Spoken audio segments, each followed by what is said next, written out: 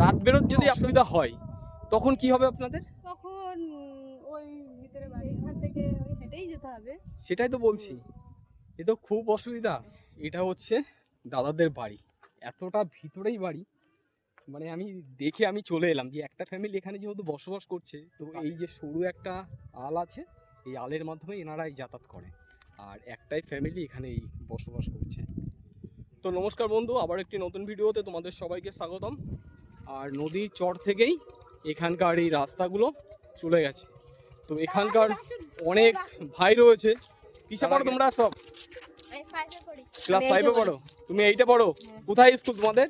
এই তো ভোলাখালী স্কুল। ওই ভোলাখালী স্কুলে? আচ্ছা আচ্ছা, করছে। তো গ্রাম বাংলার বুকে একমাত্র এই ধরনের দৃশ্যগুলো কিন্তু দেখা যায়।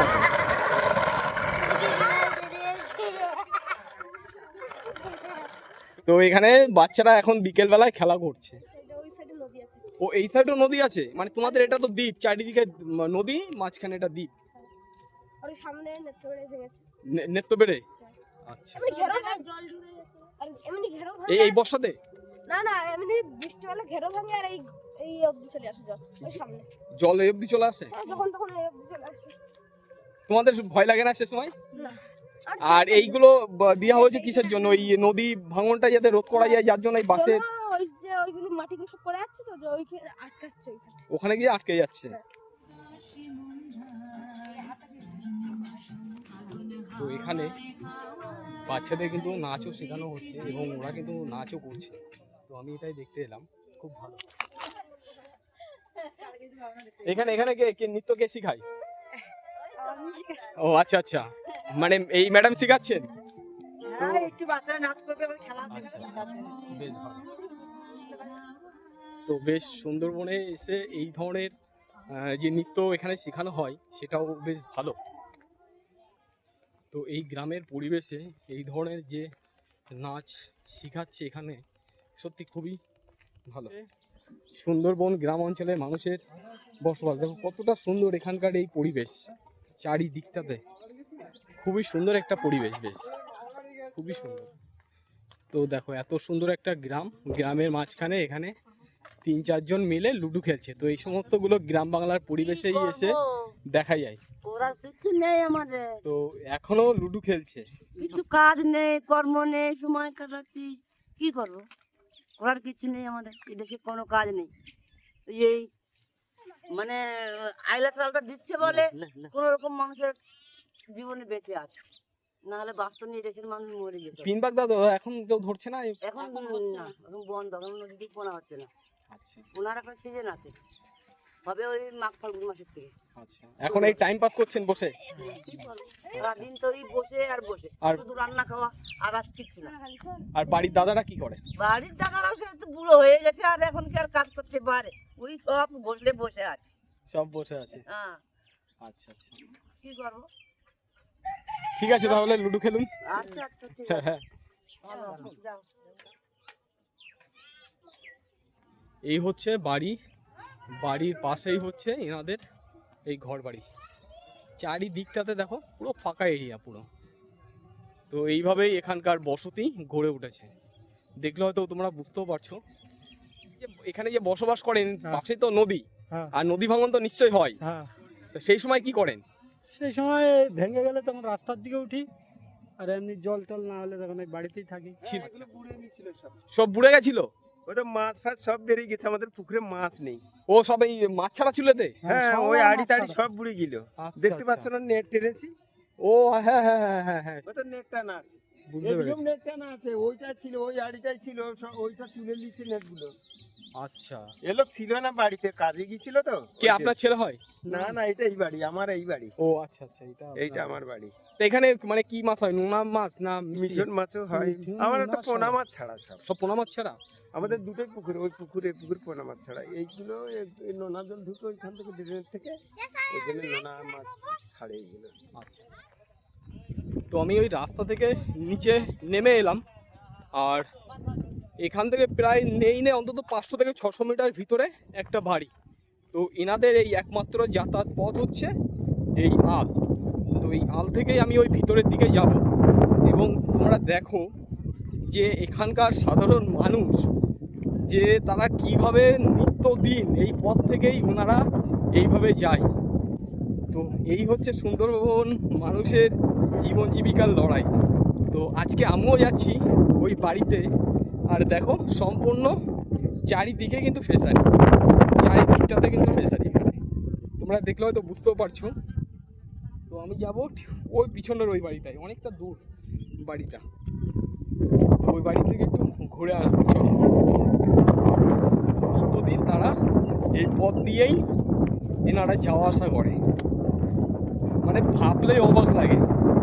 500 থেকে 600 মিটার ভিতরে এনাদের এই বাড়ি। তো একটা জিনিস ভাবো, যখন কোনো কারণে যদি মানুষের রাত্রিবেলায় কোনো অসুবিধা হয়, তখন এনারা কী যে করবে একমাত্র সে ঠাকুরই বলতে পারে। কারণ চারিদিকে পুরো ফেসারি, আর তার মাঝখানে হচ্ছে ওনাদের বাড়ি। তো এইভাবেই এখানকার মানুষজন বসবাস করছে। তো দেখো, এই হচ্ছে এনাদের বাড়ি, চারিদিকে ফেসারি। তো সুন্দরবনের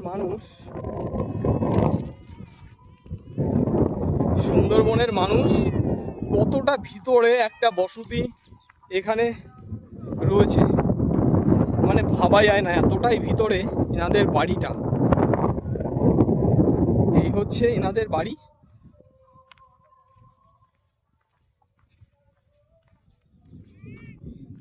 এই বাড়িতে এখন এসে আমি উপস্থিত হয়েছি।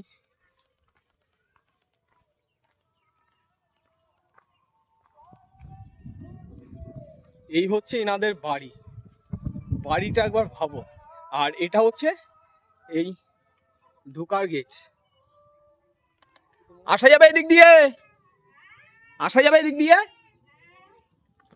তো দেখো, এই হচ্ছে, আমি আরো দেখে রাস্তা থেকে যে এতটাই ভিতরে আপনাদের বাড়ি, আমি ওইটা দেখে তাই চলে এলাম। আপনাদের এই একটাই বসতি এখানে বসবাস করেন? একটা বলতে এই ফাঁকা জায়গায়, মানে ওই ভিতরে ছিল, ঘর ছিল, এখানে এসেছি আমরা। আমি তো ওটাই দেখলাম, ধরুন প্রায় 500 থেকে 600 মিটার মতন ভিতরে এসে এই একটাই আপনারা বসতি এখানে থাকছেন। রাত বেরোত যদি আপনাদের কোনো অসুবিধা হয় তখন কি হবে আপনাদের? তখন ওই ভিতরে বাড়ি আছে, ওদের কাছে যেতে হবে। খুব তো সমস্যা, না যাবে ভ্যান, না যাবে কিছু। আমি তো হেঁটে এলাম, এইখান থেকে ওই হেঁটেই যেতে হবে। সেটাই তো বলছি, এ তো খুব অসুবিধা। চারিদিকটাতে পুরো ফেসারি, চারিদিকটাতে। দাদা কি এটা আপনাদের বাড়ি? হ্যাঁ। বলছি আপনারা এখানে এইভাবে বসবাস করেন? হ্যাঁ। বাবা, আমি তাই দেখলাম যে ওই দূর থেকে দেখতে পেলাম যে একটাই ফ্যামিলি এখানে মাত্র বসবাস করছে। তারপর তো এখানে আমরা ছোটবেলা থেকেই আমি আছি এখানে। এখানেই? হ্যাঁ, আমার এই আজকে এই 23-24 বছর বয়স, আগে তো আমার জন্ম থেকেই আমি এখানে। আচ্ছা, পুরো এই হিসাব মতো মাঠের মাঝখানেই? হ্যাঁ। আচ্ছা, এই বর্ষার সময় অসুবিধা হয় না? না দাদা, আমাদের বর্ষার সময় তেমন একটু অসুবিধা হয় না। হ্যাঁ, একটু হয় না কেন, হয়। মানে জল টল উঠে আসার? না, তেমন কিছু হয় না।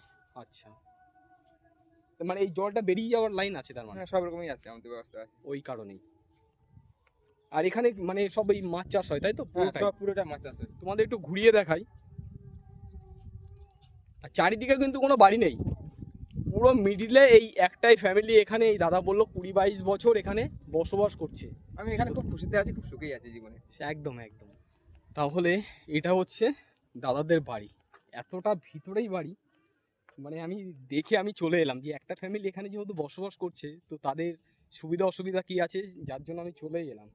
আর রাস্তাটা এখান থেকে প্রায় 500 মিটার তো হবেই, তার কমে হবে না। তো এই যে সরু একটা আল আছে, এই আলের মাধ্যমে এনারাই যাতায়াত করে, আর একটাই ফ্যামিলি এখানেই বসবাস করছে। তো এই হচ্ছে দাদাদের ঘর।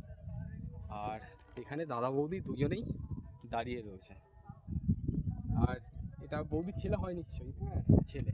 আর এই পাশটাতে গরু, বাছুর সব রয়েছে। এই হচ্ছে বাছুর, মায়ের সঙ্গে খেলা করছে এখন। বেশ ভালো, খুব ভালো। আমাদের ওদের এতটা টাইম হয়ে গেছে যদিও। হ্যাঁ। আসবে এক্ষুনি। আচ্ছা, এই জল তো সবসময় এরকম থাকে না মনে হয়? না না, থাকে না।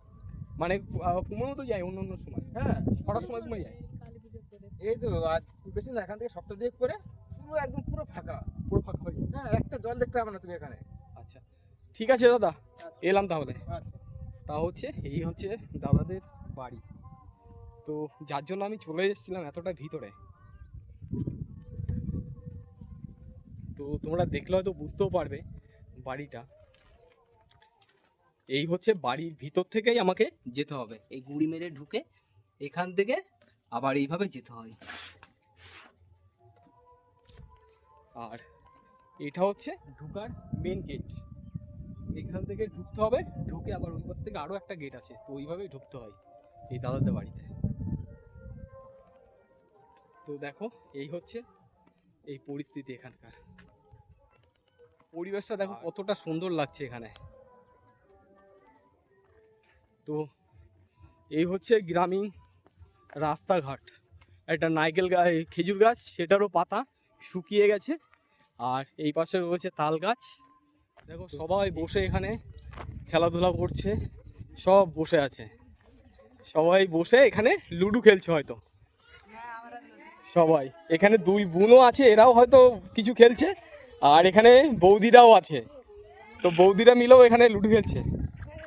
ওই নদীতে যাই পোনা ধরতে। এখন পোনা হচ্ছে নদীতে? এখন হচ্ছে না, এইবার হবে। এবার হবে। আচ্ছা, আর এই মেন রাস্তায় উঠে এইদিকে আমি যাব, কোন রাস্তা দিয়ে? এই রাস্তা দিয়ে যাওয়া যাবে? হ্যাঁ, এই রাস্তা দিয়েও যাওয়া যাবে, এই রাস্তা দিয়েও যাওয়া যাবে।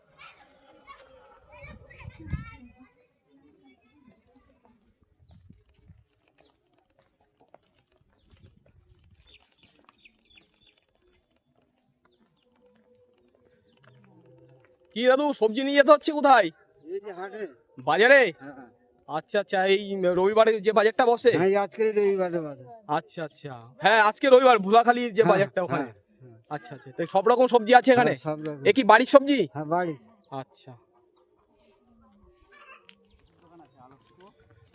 তো দেখো এখন আমি যে যাচ্ছি নদীর চর থেকে, আর এখানে গরুগুলো সব বাঁধা রয়েছে, আর এখানকার গ্রামীণ পরিবেশটা এতটাই সুন্দর, কত সুন্দর এখানকার এই গ্রামীণ পরিবেশ। দেখলে হয়তো বুঝতেও পারছো তোমরা যে এখানকার মানুষ কতটা কঠিন লড়াইয়ের মধ্যে এখানে বসবাস করে। এই দেখো এই হচ্ছে এখানকার বাড়ি, আর এখানে একটা পাকা বাড়ি অবশ্য হচ্ছে। প্রত্যেকটা বাড়িতে প্লাস্টিক আর মাটির দেওয়াল, প্রতিটা বাড়িতেই। আর এটা হচ্ছে এখানকার পথঘাট করতে, এই হচ্ছে এনাদের ঘর বাড়ি। তোমাদের একটু বাড়ির ভিতরে নিয়ে দেখো, এত সুন্দর পরিপাটি এখানকার মানুষজনের বাড়ি ঘরগুলো।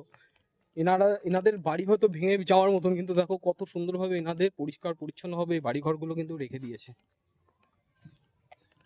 এখানে এক দাদা বসা আছে, আর প্রত্যেকের বাড়ির সামনে একটা করে পুকুর কিন্তু রয়েছে। কি করছেন আপনি? এই বসে আছি। বসে আছেন? হ্যাঁ। বলছি কাজ বাজ তো এখন সেইভাবে নেই, না, তা এখন আপাতত আপনারা কি করেন? এখন এই জাল টাল তৈরি করি, খেপলা জাল। আচ্ছা, ও কেমন দামে বিক্রি হয় ওগুলো? ওই 1000-3000 টাকা করে বিক্রি হয়। 1000, 2000, 3000, যে যেমন জাল তেমন, তাই তো? মানে সবই কি হাতে বোনাই করেন? হ্যাঁ, হাতে করে। সব হাতে বোনে। আর এই বাড়িতে তাহলে আপনারা বসবাস করেন, তাই তো? তো এইভাবেই এনাদের জীবনটা এইভাবে মনে হয় আপনাদের চলে গেল, হ্যাঁ, তাই না? সত্যিই তাই। এই পাশেও একটা বাড়ি আছে, সেই বাড়িটারও কিন্তু সেই করুণ অবস্থা। দেখো আমি তোমাদের একটু ভিতরে নিয়ে যাই। এখানকার বাড়িঘরগুলো কিন্তু সেই একই রকম পর্যায়ে রয়েছে সব।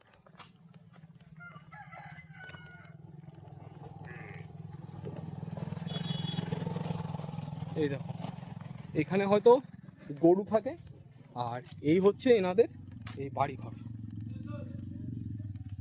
মানে এই পরিস্থিতি। তা এমনি কাজ বাজ কি বলতে কি করা হয় বাইরে বাইরে? কি কাজ? হ্যাঁ, বাইরে কি কাজ? সেমনি কাজ। সেন্টারিং কাজ, সব বাইরে চলে যান।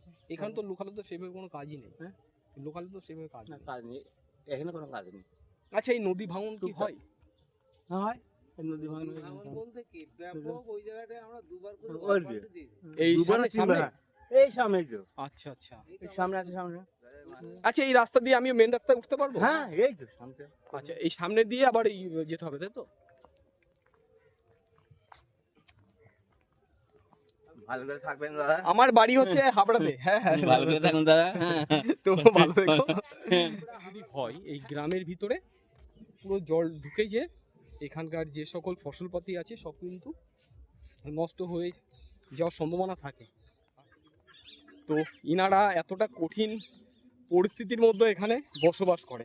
আর নদীটা মানে বর্ষার সময় যে এর ভয়াবহতা কত, মানে সে ধারণা করা যায় না। এই হচ্ছে এই নদী, এই দেখো।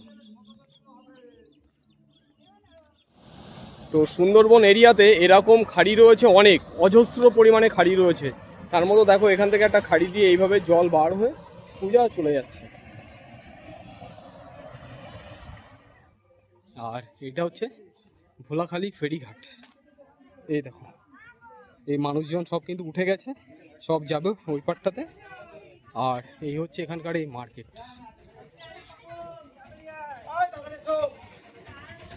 আর এটা হচ্ছে এখানকার টোটো স্ট্যান্ড, ভ্যান স্ট্যান্ড বা অটো স্ট্যান্ড তোমরা বলতে পারো।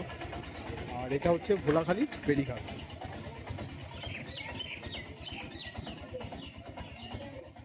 তো বন্ধুরা, এই ভিডিওটি তোমাদের কাছে কেমন লাগলো অবশ্যই কমেন্ট করে জানিও। যদি ভালো লেগে থাকে তাহলে লাইক, শেয়ার ও কমেন্ট করো।